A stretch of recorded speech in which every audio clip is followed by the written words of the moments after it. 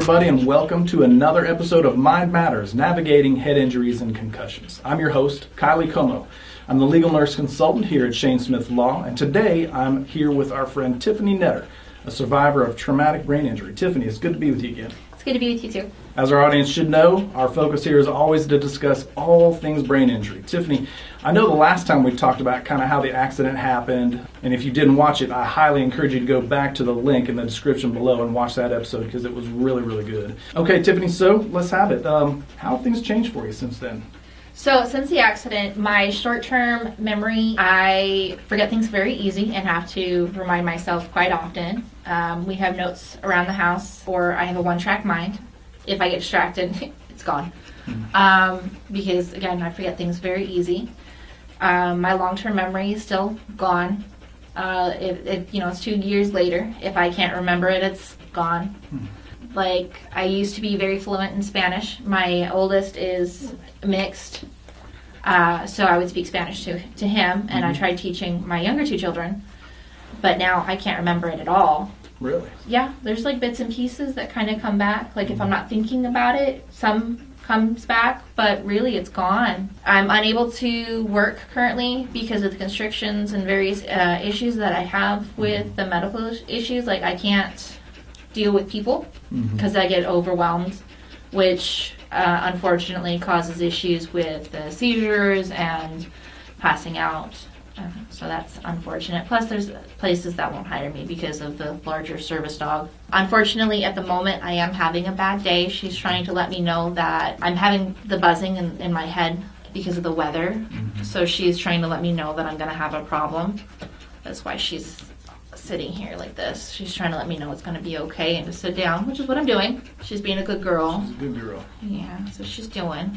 I forgot about marrying my husband. Completely forgot about meeting my husband, which also meant that I forgot having my children. I don't remember getting pregnant with any of them. I don't remember pretty much the last 32 years. Yeah, I'm 34 years old now, but if people ask me how old I am, I still think I'm 32.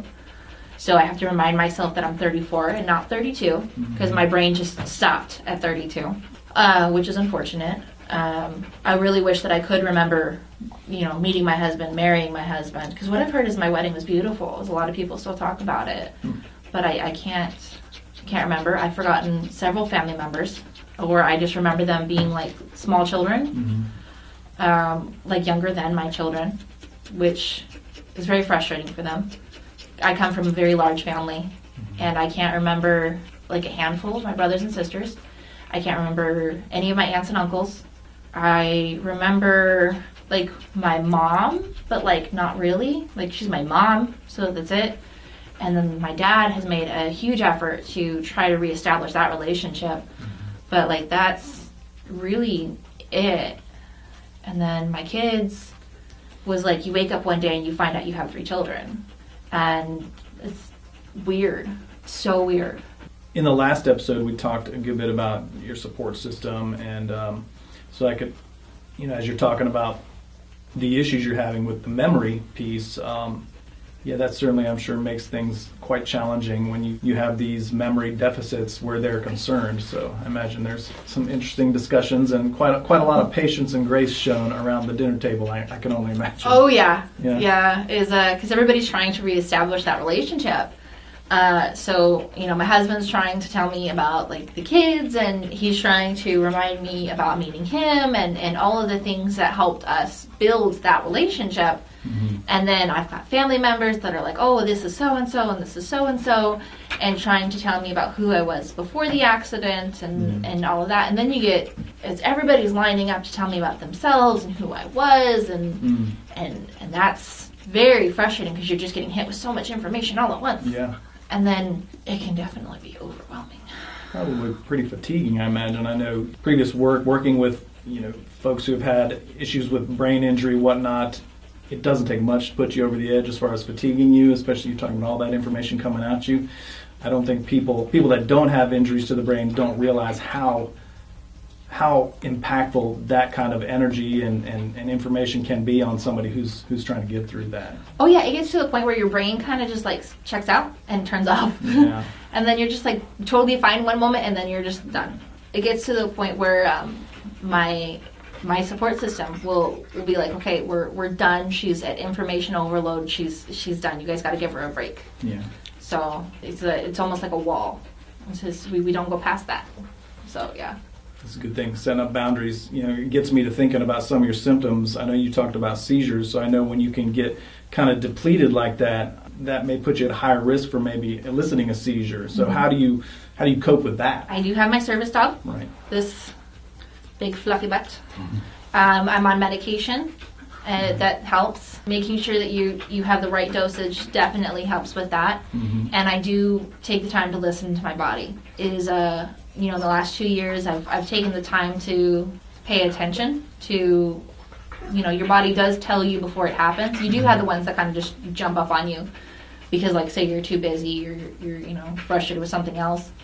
But you can listen to your body. Like me, I can feel it as you get different feelings in the body. You take the time to rest and relax. It's like for me, when it's hotter, I'm more likely to have a seizure because your body gets worn out faster. So you definitely take the time to rest and relax and take care of yourself. Yeah, I think that's important to resting, relaxing, getting actual good sleep, like we call it, like delta wave sleep, where you're not just resting your eyes, you're actually in a deep sleep. So I imagine probably, if I had to guess, you work hard at making time and space for you to have good sleep, people not to interrupt, that sort of thing. You definitely want to take time for yourself and make sure you get that good, deep sleep. Yeah. It's important. Yeah, actually, and we've had previous podcast episodes with some physicians who get really deep into the sleep cycle and how that can impact recovering from brain injury or hindering it, and really getting into that deep sleep. It's when your body kind of cleans the brain, if you will. There's a whole long scientific explanation for that, but people that don't really understand about all that, you really need to look into that. So I'm glad to hear that. Having people around you that understand that, can be patient with you, super helpful. So, it definitely is. You mentioned you've got some limitations. I know you've got your dog to kind of help with some of that, but what kind of limitations have been placed on you by others, by just the world around you? My medical team is put limitations on me, like I can't be alone because of like the type of seizures that I have. I can't drive, I can't cook, and I'm not supposed to be like the primary parent of my children because if I pass out or something like that, they could get hurt because I do have the 2 small children. I have to be mindful that I'm not near any like corners or anything like that, because if I do like pass out or something like that, and I could hit my head and 1, cause more problems, or 2, like seriously injure myself, which again, service dog does come into play with that because she's also fully aware of that and she'll catch me. I have to be mindful, like if I'm near stairs or anything like that, like I have to be very aware of my surroundings at all times, because if I was to have a seizure and go down. Absolutely. And you talk about having children, small children, got kids myself, been around small kids, that they can be pretty active, I can imagine. So how do you manage that as a mom of young kids with these significant injuries you're dealing with? Thankfully, my daughter has been taught, like with my cell phone, like to call 911, to call her aunt, call her dad, if there's an emergency situation. Then I've got my dog who's been trained to go get dad, go get auntie. We have these safety measures in place so that if there was an emergency situation, everybody knows what to do. We take it slow as we relearn patience. We take a lot of breaks. I'm relearning the homework with them. Fun. I'm down to their reading level. Okay. So, like with my youngest and my middle, so like my daughter and my youngest son, I'm reading their books with them. So it helps me like relearn things with them. Absolutely. So makes it fun. My daughter loves to teach me her homework, like with her math homework, because my daughter's a genius. Love her. She is setting the curve for her school in math, in the county actually. I love her. She's very smart. She will teach me her math homework if I get confused, because it does happen. She doesn't make fun of me for it, which I love her for that. She will break down her math homework and be like, "This is how you do it, Mom." Wow. And I do love that for her. Then with my youngest is we'll work on his homework together, and because I have difficulty writing since the accident, is we will work on the writing of the letters together. Excellent. So he enjoys it, and it helps him with his homework, and I get to relearn all of that. So that's super fun. We are relearning ABCs together. Okay. And when I stumble on their books and everything, my daughter will help me with the words. And there are several words that I have to ask my husband about, but he doesn't judge me for that one either. But it's just it's a fun way to get the kids involved and helping mom learn. Yeah. On a previous episode, we talked about kind of rebuilding those neural pathways. So you're literally in there doing the work. Yep. That's a good thing. We've talked a lot about your support system. Again, if y'all didn't see the first episode, I would go back and hear that part of that discussion, especially very good. But, touch on that again, just for, folks that maybe didn't see that first one, your support system, what's involved with that, and how has it affected your overall family life? My husband and my sister-in-law and my father-in-law have really stepped up and helped me. Like, my father-in-law is moving across the country to really help us, is to be there, because my husband is moving to a day job rather than like overnights. My sister-in-law works during the day but is there at night to help us. So my father-in-law is going to be there during the day to more or less help me during the day. Yeah, it's a huge thing for him, is having that support system there to, like I said, be there for me is a huge thing. The money is tighter, which does suck, but everybody's had to move around their schedule. It's really hard. Even though it's a huge weight, everybody has really stepped up to help me with this responsibility. Nobody blames me for this, but everybody's there to help take a little bit of the weight off, if that makes sense. They're stepping up as family and as that support system to be there. They all know that I would try my best to be there for them as well. Is having that support system again comes into play and is a big thing. Yeah, that's pretty wonderful. Again, just kind of relearning the whole thing, relearning the ABCs, the math, but also the family unit, the roles, and I imagine as you progress and you continue to heal and improve, those roles will continue to shift around, and it just sounds like a really, really interesting but kind of heartwarming scene, if you don't mind me saying. Oh, yeah. I'm never going to be 100%, which is unfortunate, but knowing that I have that backup helps me have that drive to continue to be, want to be as 100% as I can. Yeah. Because knowing that they're standing there behind me trying to help push that boulder up that giant hill is so heartwarming. Motivation and hope. Exactly. I hear. Yeah, that's pretty big stuff. I imagine they help you manage medications. You probably got a lot of appointments still? Oh, yeah. Okay. What's that look like? What kind of medications do they help you manage, and what kind of care do you still have to undergo? I'm on anti-seizure medication. I'm on pain medication. I see my neurologist quite often. Okay. My primary care quite often. Finding the right combination can be difficult because your blood pressure can drop out and then, you drop. I have heart problems, so you have to have medication for that. And then since the accident, my vision's changed. So there are days where my glasses don't work, days where, you have to black out the house because your head just hurts so badly. So you can't take pain meds that'll actually work. But thankfully the anti-seizure medications are working, so that's not a problem. Thankfully, I do have my service dog, so she will warn me if I'm going to have a seizure, or if things are going to drop out, or if I'm just having a bad day. She's going to warn me if I'm going to have a bad day.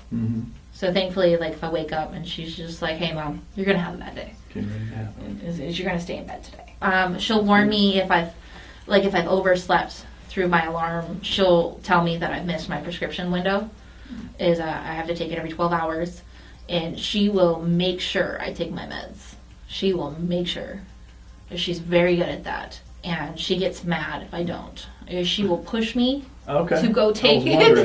I was wondering how that worked. She's very good at that. She will push me to go take my meds. Okay. She's a good girl. That's cool. Thinking about, I'm trying to put myself in your position and, think about what day-to-day life looks like. And you've painted a pretty good picture so far. So I'm wondering how it works. I'm sure you don't stay holed up in your house all day long. You've got to get out and about at some point, right? So how is it going out in public with all this going on? Do you bring the whole support system, or how does that work? How do other people kind of respond to that when you're out? So normally if I leave the house, I either have my husband with me or I have my sister-in-law with me. Like I normally have another adult with me just in case. Sure. But I always have my service dog with me. When we go out, we always have the service dog, but we'll get a lot of comments. Yeah, so it's normally we get dirty looks because I do look fine, and we get lots of comments about how I just want to take my dog out in public because I look okay until I'm not okay.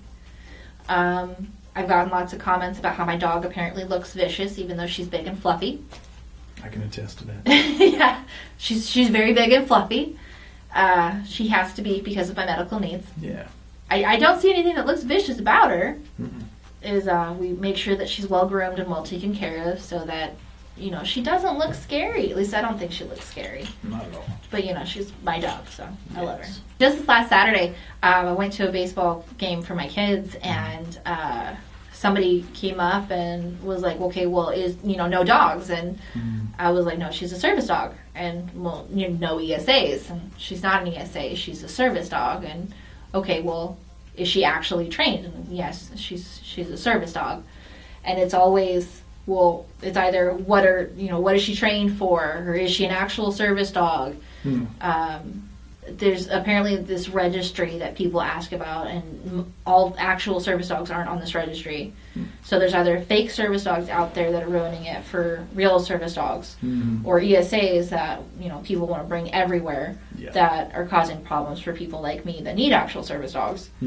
And we just get a lot of heat because everybody's like, okay, you just want to take your dog everywhere. I don't. If I could leave her at home to just be a regular dog and just play and get muddy and do what dogs do, chase balls or birds or whatever, I would. Because she has to work 24/7. Yeah. If she doesn't get off days, is even at night when I'm trying to sleep, she wakes me up and is like, hey, you're having a problem, as I get jumped on by this giant dog. Right. So it's a problem. Do you find yourself having to talk people down or maybe even educate people about it? All the time. Have you become an educator on service animals? All the time. All the time. What's that like? It can be very frustrating. I mean, some people take it and it's okay, and other people can be real butts about it. The people that take it and are just like, oh, okay, thank you, I appreciate that. And I don't mind educating them about it. But other people that are just like, you just want to have your dog everywhere. That can be a real problem. Yeah. But like, Urza, when we go out in public, she's a great dog to use to educate people. Because she said she stays, and she's a really good dog to just be like, okay, this is the difference between ESAs and this is the difference between service dogs. Is she had to go through a lot of training to be used for my medical needs, to cue in for seizures and when my equilibrium is off. Is most dogs aren't going to just sense that. Right. Is she has to cue into my pheromones because they change. ESAs aren't going to sense that. Right. Yeah.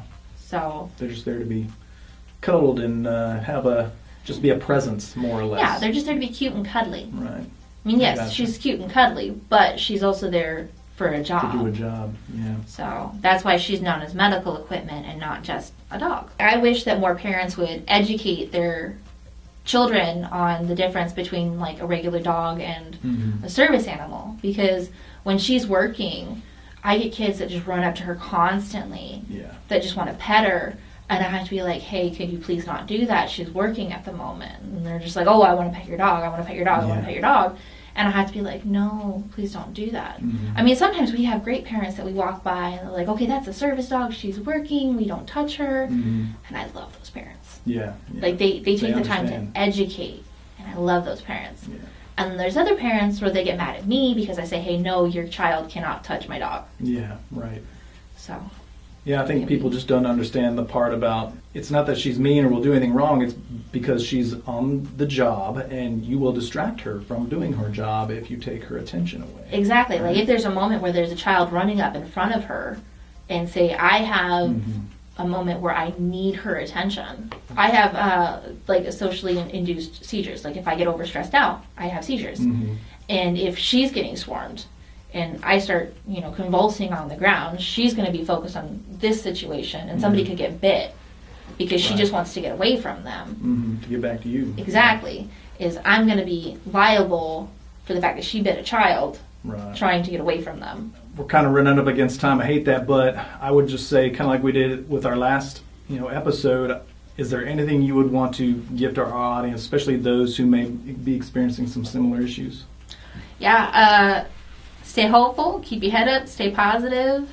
Again, take the time to advocate for yourself. If you do have a service dog, speak up, tell people, keep their hands to themselves.